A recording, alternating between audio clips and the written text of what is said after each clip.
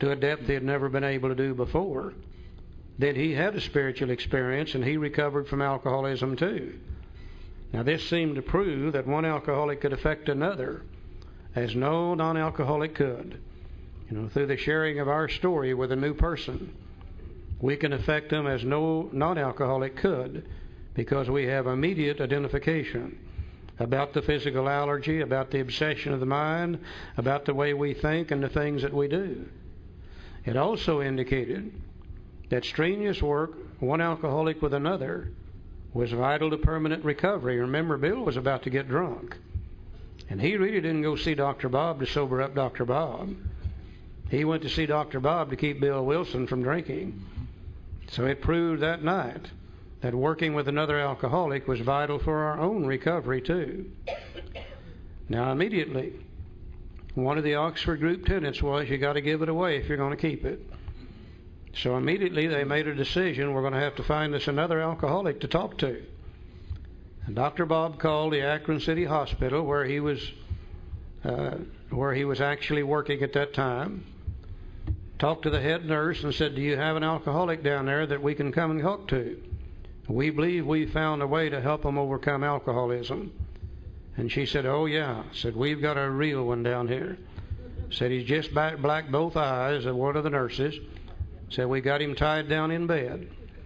And Dr. Bob said, put him in a private room. We'll be down in the morning to see him. And she said, okay. And by the way, Dr. Bob, have you tried this on yourself?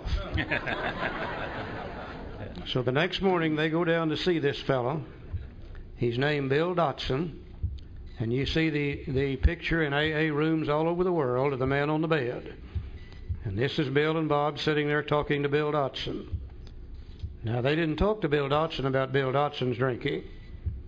They talked to him about their own drinking. And through the sharing of their stories, Bill Dotson could immediately see what his problem was. You see, he had never known about the allergy and the obsession of the mind. He could accept the fact that he was absolutely powerless over alcohol, and he would have to have the aid of a power greater than himself in order to recover. They began to talk to him about the need for the spiritual experience, how they had found that necessary to apply those things in their lives in order to recover.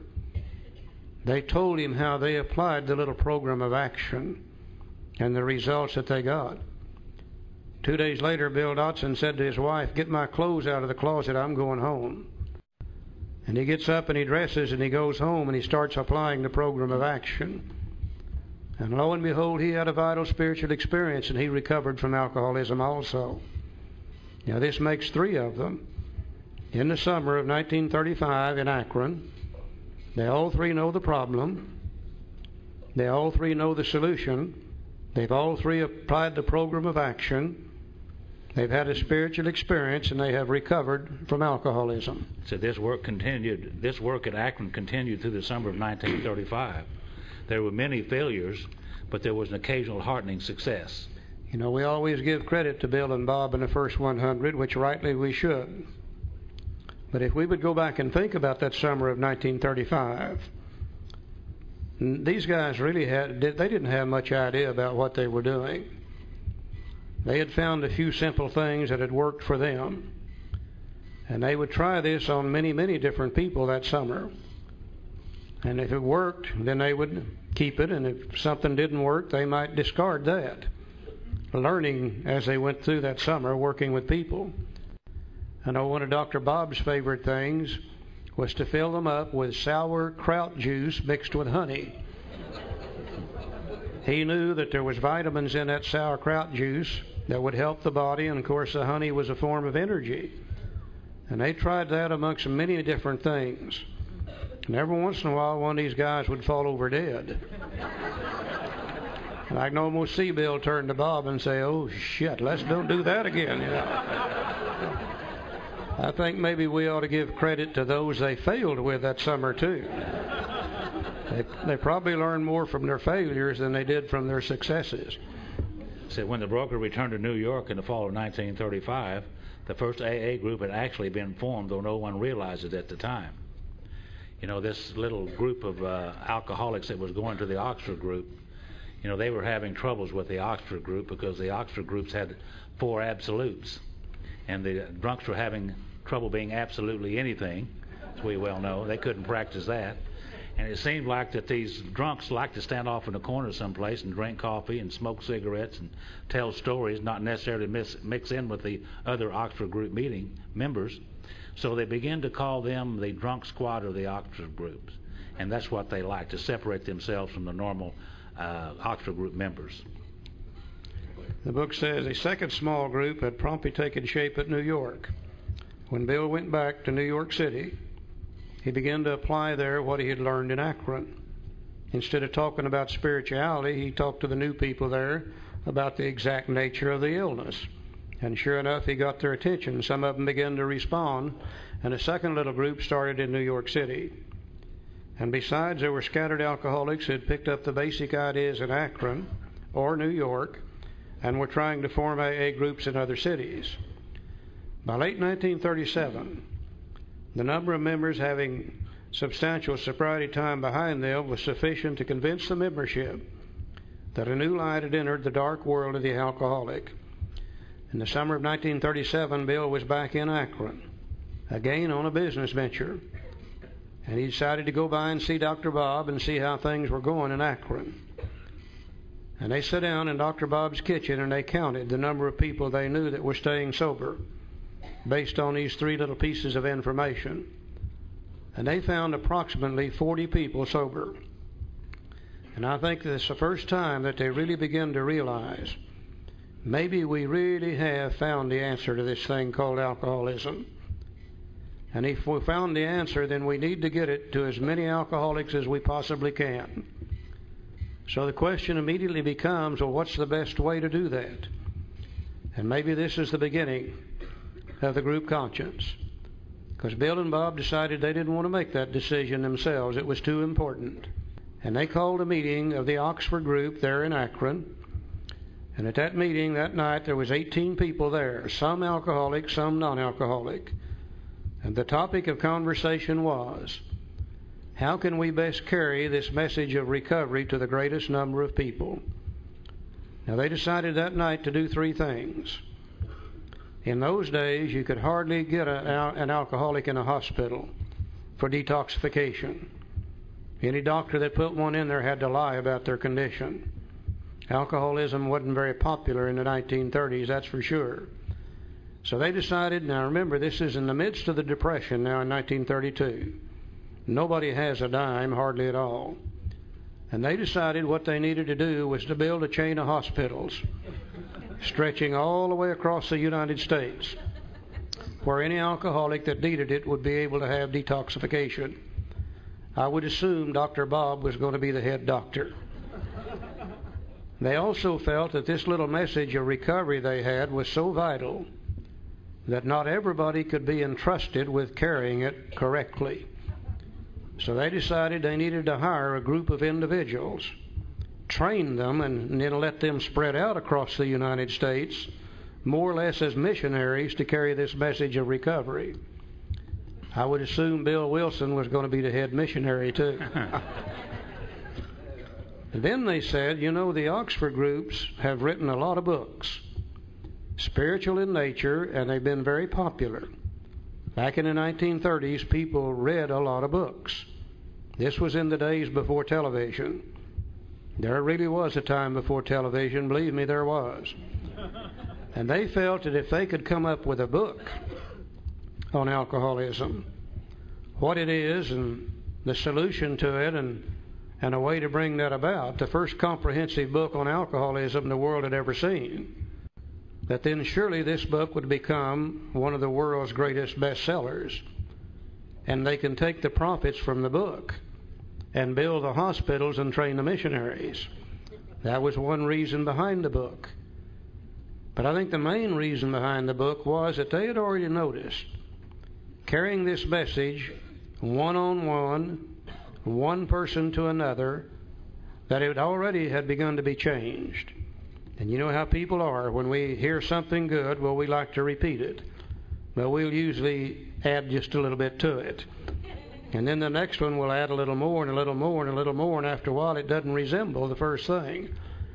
And they said, what we really need to do is take these 3 pieces of information about the problem, the solution, and a program of action, put it down in a written form where it will no longer be changed, no longer be garbled, and any alcoholic anywhere in the world in the future would have this same information and it would be pure. And they made the decision that night to write the big book, Alcoholics Anonymous. Now, thank God, only one of the 3 things they decided that night came true. They never did get to build the hospitals, because the book didn't make very much money in the beginning. They didn't get to hire and train the missionaries, but they did get to write the book. So this determination bore fruit in the spring of 1939 by the publication of this volume. The membership had then reached about 100 men and women. And after they wrote the book, they sat down one night at a meeting and they were trying to determine what they're going to call the book. They needed a title for the book. Someone said, well, let's call it The Way Out. That sounds like a pretty good name for a book. They did some research on that some later, and they found out there were some 10 or 12 other books called The Way Out, so they discarded that. Somebody else suggested, well, let's call it Comes the Dawn. Now, that sounds like a pretty good title for a book. And they discussed that a while and kicked that around and decided not to do that. Somebody said, let's call it 100 Men. Now, that really sounds like a good name of a book. Well, then a woman joined the group. Well, they couldn't call it 100 Men and a Woman. So they discarded that idea. Bill suggested that, hey, let's call it the Bill W. Movement. They discussed that about 5 minutes and kicked that out. And then one evening someone suggested that we're alcoholics and we want to remain anonymous. How about Anonymous Alcoholics, or Alcoholics Anonymous? That caught on. And that's what they call the book, Alcoholics Anonymous. And the first Alcoholics Anonymous that the world has ever seen was a book called Alcoholics Anonymous. And it says here, this fledgling society, this drunk squad of the Oxford group, which had been nameless now, began to be called Alcoholics Anonymous from the title of its own book. So we have 2 Alcoholics Anonymous, don't we? We have a book entitled Alcoholics Anonymous, and then we have a fellowship entitled Alcoholics Anonymous. 2 AAs, and we still have that today. Now, I think this is very important for us to think about. This group of people who had been nameless, or who had been known as the drunk squad of the Oxford groups, wrote a book, and in that book they put their program of recovery. And they called the book Alcoholics Anonymous. Then after the book was published, they then decided to call themselves Alcoholics Anonymous. Now, in 1939, the program in the book Alcoholics Anonymous and the program in the fellowship Alcoholics Anonymous were exactly the same. The book then began to go out across the United States. And the first person out here in California got a copy of this book. Read it, studied it, did what it said, recovered from alcoholism. Started a group called Alcoholics Anonymous. The first person in Arkansas got a copy of this book, read it, studied, did what it said, recovered, started a group called Alcoholics Anonymous. Now, the growth of the fellowship began to come from the book Alcoholics Anonymous. Now, as the fellowship began to grow and get bigger and bigger and bigger, they began to notice something that the first 100 didn't have. They began to notice the great power of a fellowship of people who have escaped from a common problem. Now, the first 100 didn't have that. They only had 100 people, period. But the fellowship, as it grew and got bigger and bigger and bigger, and they began to experience the power of fellowship, they then began to question the need for the severity of the program in the book. And they said, do you mean we really have to turn all of our will and our life over to the care of God as we understand Him? Couldn't we give Him the drinking and keep the rest? Do you mean we're going to have to share all of our life story with another human being? Hell, God already knows about it. We know about it. Why tell somebody else? They begin to say, you mean we have to have God remove all of our character defects? Hell, we won't have any personality left if He does. And they begin to talk about, do you mean we have to make amends to all those people we've harmed? And they begin to say such things as, well, maybe we don't need to do every bit of that. Maybe we could take some of it and leave some of it. Maybe we can do it cafeteria style. Pick what we want and leave that we don't want. And then along about that time came the great advent of the treatment centers. Now please don't get us wrong. We have nothing against the treatment center. They serve a worthwhile purpose. But in the treatment centers, people begin to hear some other type of words and some other languages. They begin to go into a group therapy thing, and they begin to sit around the tables and talk about their problems, and they begin to develop such terms as the dysfunctional family. And they begin to use such words as chemical dependency. And they begin to talk about significant others. And they begin to discuss meaningful relationships. And they begin to talk about dysfunctional sex. And they begin to talk about this and they begin to talk about that. And the program in a treatment center wasn't like the program in the book Alcoholics Anonymous. Well, naturally, the new people from the treatment centers coming into AA wanted to talk about what they knew to talk about is what they had learned in other places. And slowly, the program and the fellowship began to change. And as the years went by, it began to change more and more and more. And they began to talk about significant others. And they began to discuss meaningful relationships. And they begin to talk about dysfunctional sex. And they begin to talk about this and they begin to talk about that. And the program in a treatment center wasn't like the program in the book Alcoholics Anonymous. Well, naturally, the new people from the treatment centers coming into AA wanted to talk about what they knew to talk about is what they had learned in other places. And slowly, the program and the fellowship began to change. And as the years went by, it began to change more and more and more. We like to refer to those meetings as group depression meetings. You go in there feeling pretty good. Halfway through the meeting, you might as well just go ahead and blow your brains out. Hell, it's not even worth living any longer. So what we're going to talk about this weekend is not the program and the fellowship of Alcoholics Anonymous today.